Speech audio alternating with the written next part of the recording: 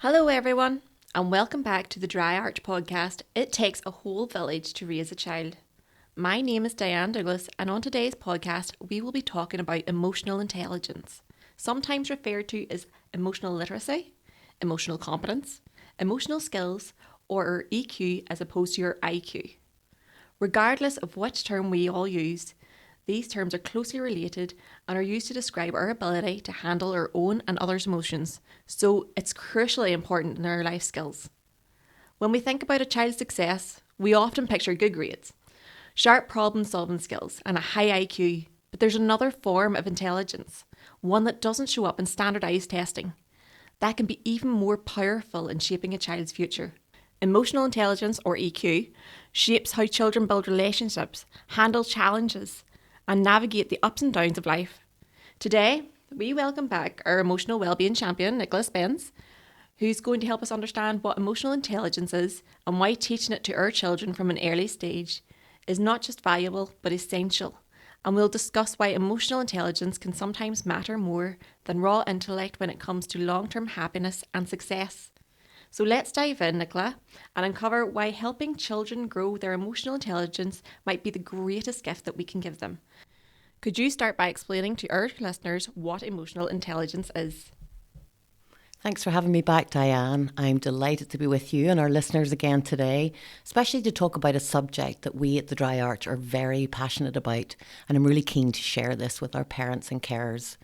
So you mentioned that EQ is the greatest gift we can give to our children, and I really couldn't agree more, especially as we consider that the first 1001 days, so from conception to age 2, are a once-in-a-lifetime opportunity for emotional and brain development. So what is EQ? Well, it's something you may have started to hear more and more about from self-help gurus and social media influencers, but it's actually been around since way back in 1990. The term was coined by two visionary psychologists, Peter Salovey and John D. Meyer, whose research sparked something of a revolution in how we think about intelligence, success, and personal development. And the model Salovey and Meyer came up with, which they called the ability model, addressed not just our identification, comprehension, and control of our emotions, but importantly, how we can harness these skills to affect our thinking, reasoning, and decision-making. So it's not just about being nice or in touch with our feelings, as social media might have you believe. It's a practical, applicable framework that can be used in real life situations, using a set of skills that can be developed from birth and honed over time. Salovey and Meyer's ability model of emotional intelligence consists of 4 branches, each representing a different aspect of EQ. And we can think of it as a tree, with each branch supporting the others and contributing to the overall strength of emotional intelligence. I can't say I'm very familiar with the ability model, but I would love to hear more. Would you mind telling us about each of these branches? Of course. So the 4 branches are perceiving emotions, using emotions to facilitate thought, understanding emotions, and managing emotions. So if we look at the first branch, perceiving emotions is the foundation of emotional intelligence, upon which all other emotional skills are built. It's like having a superpower that allows you to accurately read the emotional landscape around you. So you could walk into a room and instantly pick up on the subtle emotional cues of everyone around you. The furrow of a brow, the slightest quiver in a voice, the tightness around someone's eyes, all valuable pieces of non-verbal communication. It isn't just about reading others, though. It's just as important to accurately identify and label our own emotions, because we can't manage what we can't recognise. But here's where it can get tricky. Different cultures have different ways of expressing and interpreting emotions. So what might be a clear sign of anger in one culture could be interpreted as mild annoyance in another. It's like trying to decipher a secret code that changes depending on where you are. And then if we move on to the second branch, using emotions to facilitate thought, this is where things start to get really exciting. So we can think of emotions as turbochargers for our brain, supercharging our cognitive processes and helping us to think more creatively and effectively. Now, our emotions play a critical role in how we process information and make decisions. And when used correctly, emotions can actually enhance our problem-solving abilities and boost our creativity. When we're feeling good and we're in an elevated mood, our minds are more open to new ideas and connections. But on the flip side, a bit of anxiety can actually sharpen our focus and help us to spot potential problems more quickly.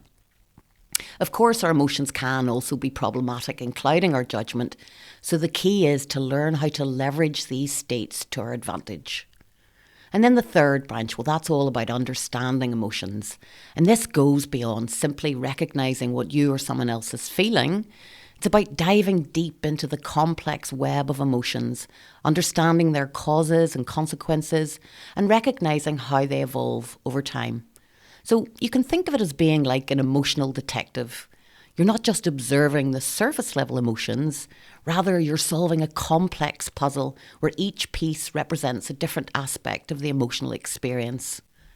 And one of the most important aspects of understanding emotions is developing a rich emotional vocabulary. So it's not just sufficient to label something as good or bad. The more nuanced your vocabulary is, the better you can understand and communicate about emotions. For example, instead of just feeling angry, you might notice that you're feeling frustrated, indignant, maybe even betrayed. And each of these emotions has its own unique flavour and implications. And understanding emotions, it also involves recognising emotional triggers and patterns. So we all have certain situations or events that reliably evoke certain emotional responses.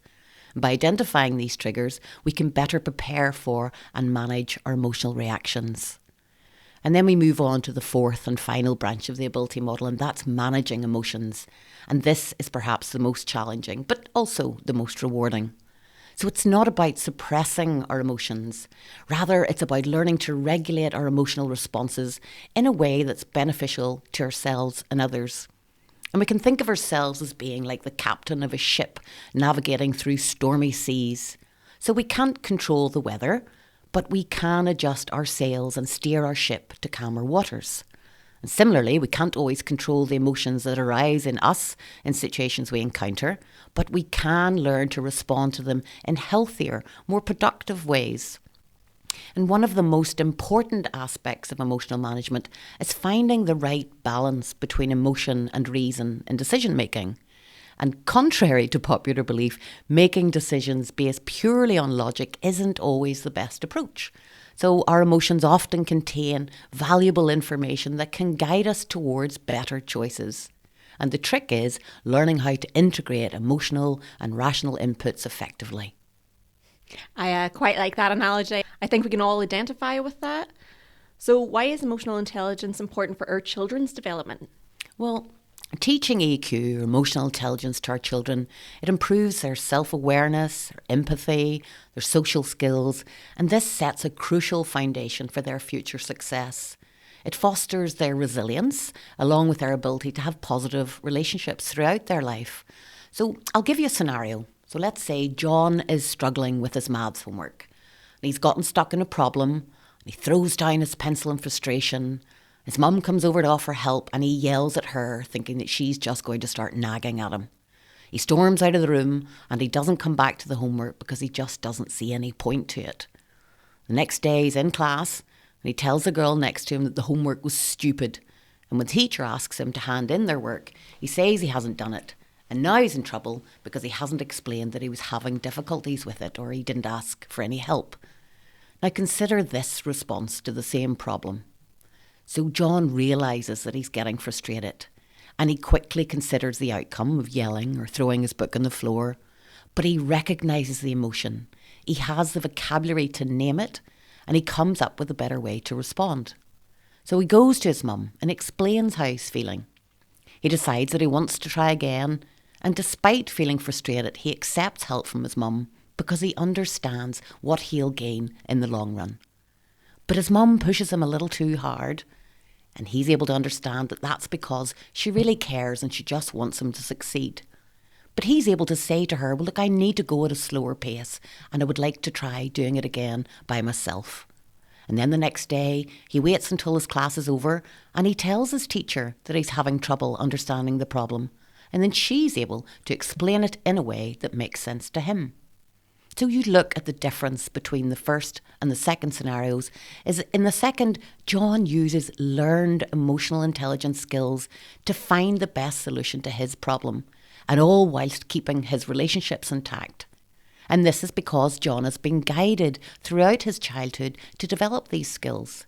So it's a process. It's a different way of interacting with our children than maybe many of us are used to.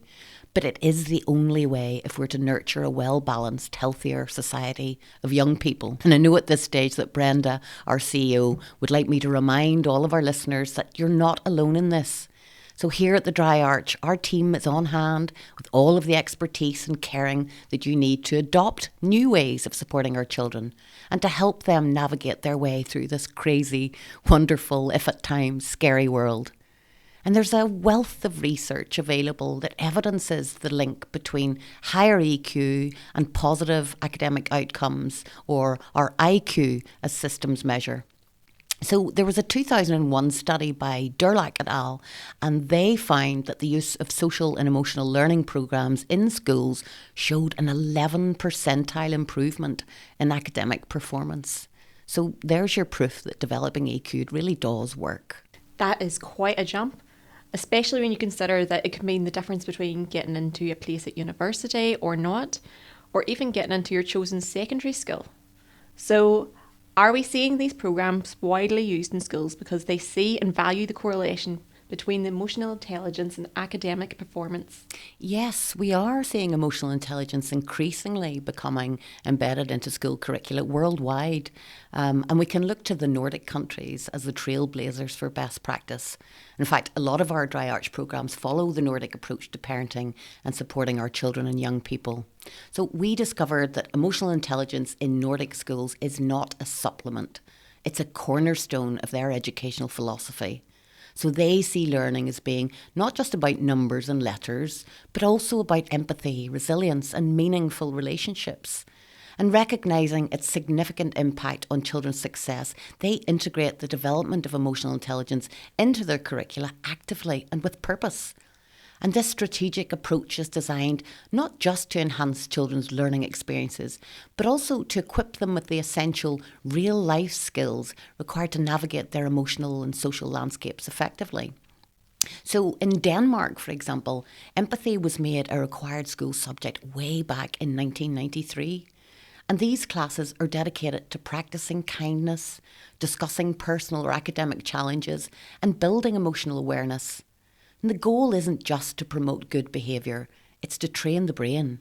So neuroscientific research has shown that practicing empathy strengthens the medial prefrontal cortex, and that's the part of the brain that's responsible for emotional regulation and perspective training.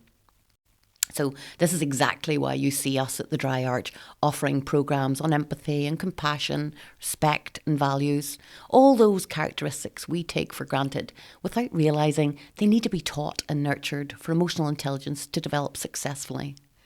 And if we look at then here in Northern Ireland, so our Department of Education's and Department of Health, they jointly published the Children and Young People's Emotional Health and Wellbeing in Education Framework, and that was in February 2021. And the main emphasis of this framework is to support educational settings to promote emotional health and wellbeing at a universal level.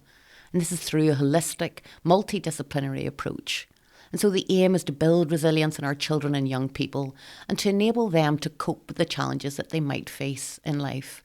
And another goal is to provide early and enhanced support for those who might be at risk of or showing signs of needing further help. And this is a clear indication that both departments are taking the issue seriously, and that's really good news. But EQ doesn't start in school, and nor is it the sole responsibility of the school to equip our children and young people to be emotionally ready for this world and their futures within it. It is actually really heartening to hear that health and education are doing within respective departments to improve the emotional well-being of our children and young people today. Now, I think it's perfect time here for our brain break. So if you fancy popping the kettle on, stretching your legs, maybe even simply taking a few seconds to breathe and reset yourself, this is your moment. And to bring a little smile to your day, here is a joke from Cahir, who's 9 years old.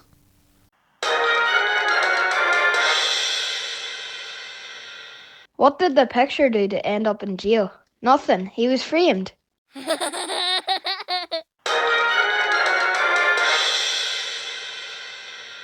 Welcome back to It Takes a Whole Village to Raise a Child. Before our break, we were talking to Nicola Spence, our Emotional Wellbeing Champion, about what our schools are doing to teach EQ to our kids. But Nicola, what can we as parents and carers do to foster those crucial skills, and at what age can we start at? Well, it's never too soon to start nurturing our children's emotional intelligence. And in fact, it can and even maybe should start at the antenatal stage, at the very least from birth. And here at the Dry Arch, through our Sure Start programmes and our early years services, we promote the development of emotional intelligence and the criticality of those first 1001 days of our baby's lives from the moment of conception. When we talk about children's emotional intelligence, the goal isn't just to raise children who can name their feelings.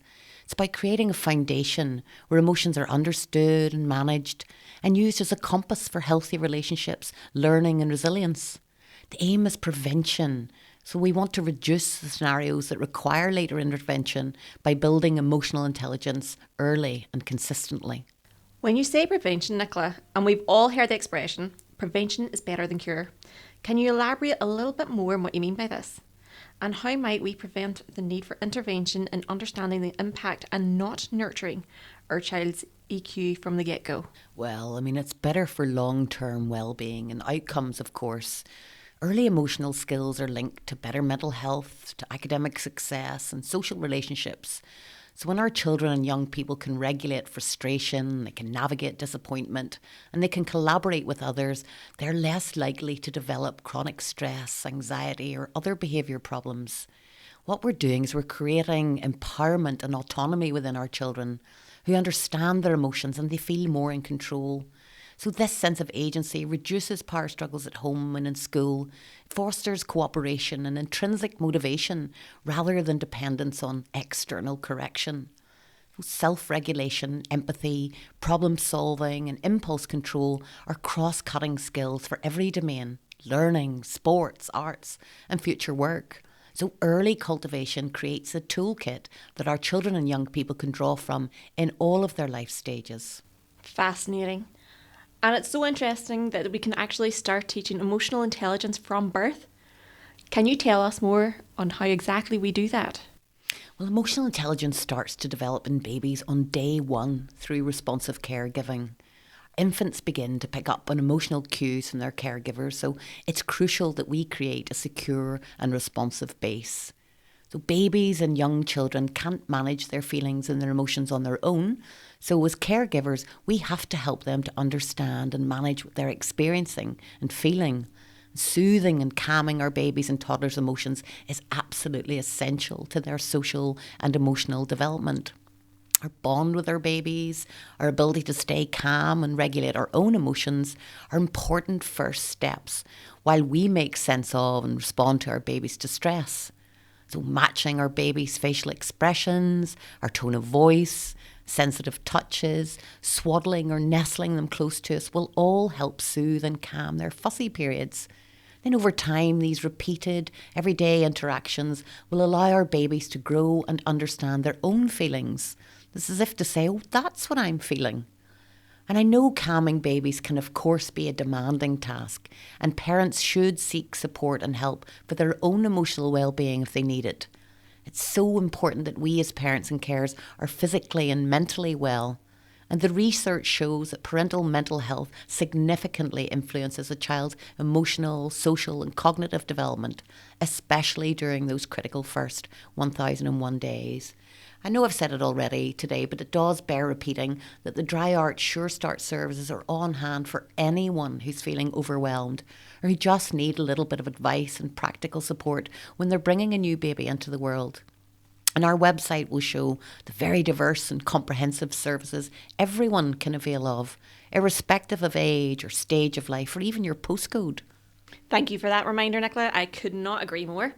This parenting, Karen Larka, is no easy job, and to do it right, we need to be on our game. So what's the next stage in EQ or EI learning as our toddlers become preschoolers and beyond? Well, how and what we teach very much depends upon the age and stage of the child and, crucially, their brain development stage. So I can take you on a whistle-stop tour of what science and psychology say are the developmental stages, but for more comprehensive information, our listeners really should come to one or maybe all of our programmes. But if we look at birth to 6 months, for example, so a baby's limbic system in the brain is active, but their prefrontal cortex is immature.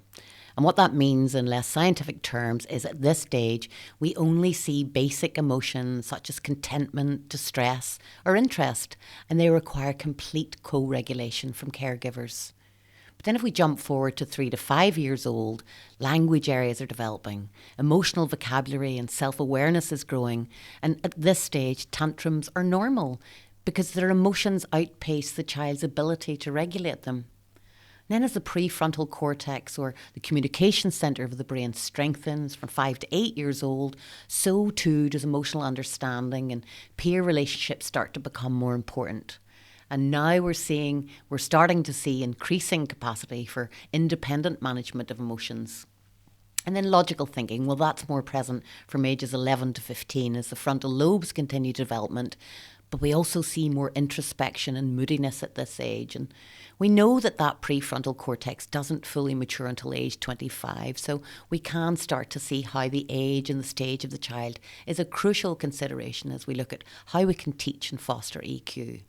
Now that's obviously the blueprint, but we think of developmental blueprints in the dry arch, and with respect, we take them at face value as we are acutely aware that all children and young people develop at different levels and stages.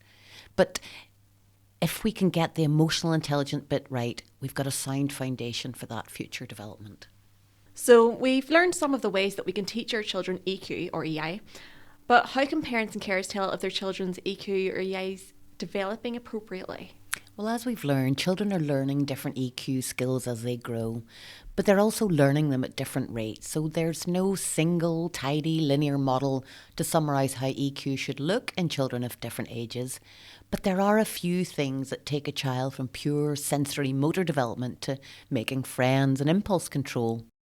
Development of emotional awareness begins first with children's own feelings and then emotions in others. And then we have recognising, identifying or perceiving emotions, as well as learning what a feeling actually is. Children learn to grasp what facial expressions mean, body language, tone of voice and so on. And they can attribute these to others and eventually label these as happy, angry, sad, etc. Then they'll develop the ability to describe feelings as well as name emotions.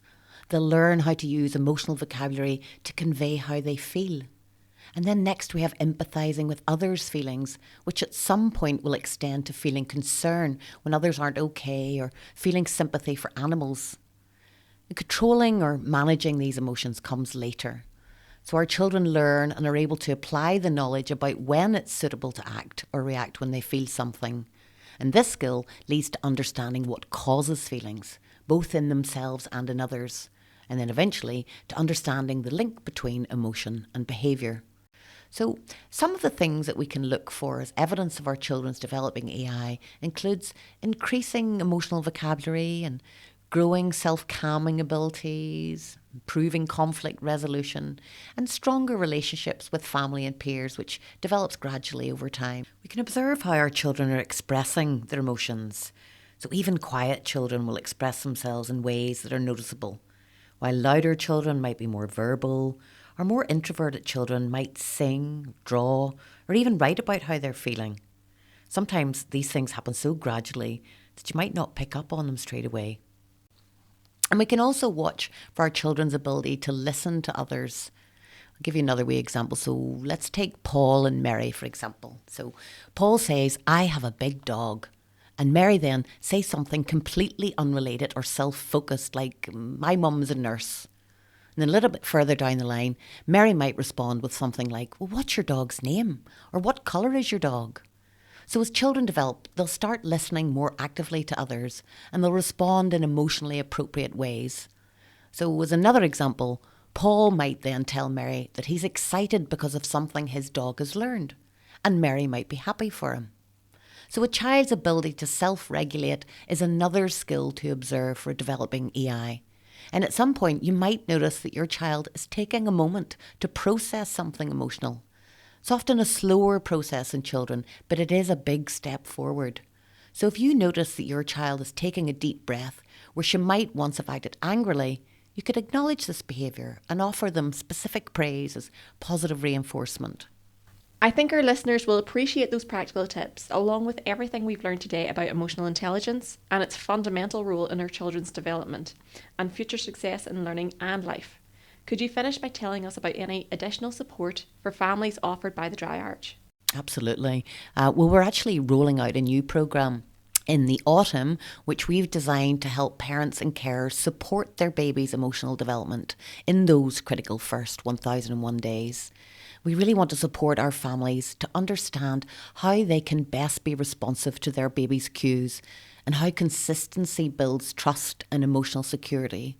And we'll support them in understanding how to be emotionally available, understanding how our own emotional state influences our child's development.